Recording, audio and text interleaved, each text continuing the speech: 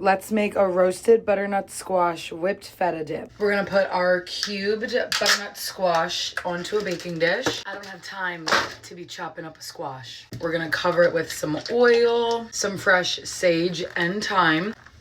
Also, you wanna have your oven preheated to 400 degrees. I love sage because it's like fuzzy. I like to measure with my heart, if you couldn't tell. Salt and pepper always. And of course, an entire head of garlic. We're gonna pop this beautiful little tray into the oven for 20 minutes, and we're gonna stir it halfway through. Now we're gonna saute one shallot with some red pepper flakes. I didn't even cut it up that well because this is all gonna go in a food processor anyway. Some more sage and thyme as well, which now I'm feeling like maybe I should have measured because these are some strong herbs. Once the shallots soften, we're gonna add 1/4 cup of apple cider.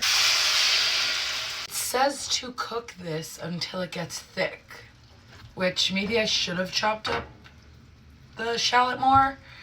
Whatever, it's fine. Like I said, it's all going in a food processor. Stirring the squash because it's technically halfway done cooking, but my oven sucks. It looks like this hasn't even gone in yet. I bought a food processor just for this recipe.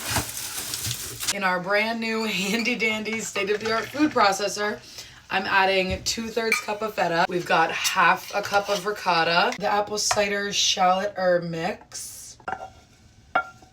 We are moving locations because the cord is not long enough and my kitchen's not big enough. Obviously the squash goes in here too, but I just want to get this blended up first because the squash also needs to cook more. We're gonna add in some more oil. And the best part, some Mike's Hot Honey. I know I measured like nothing, but this is gonna be so good. I'm adding my squash. I'm gonna have to do this a little bit at a time since the food processor isn't big enough. Time to give it a try. I'm a chef, because that is unbelievable.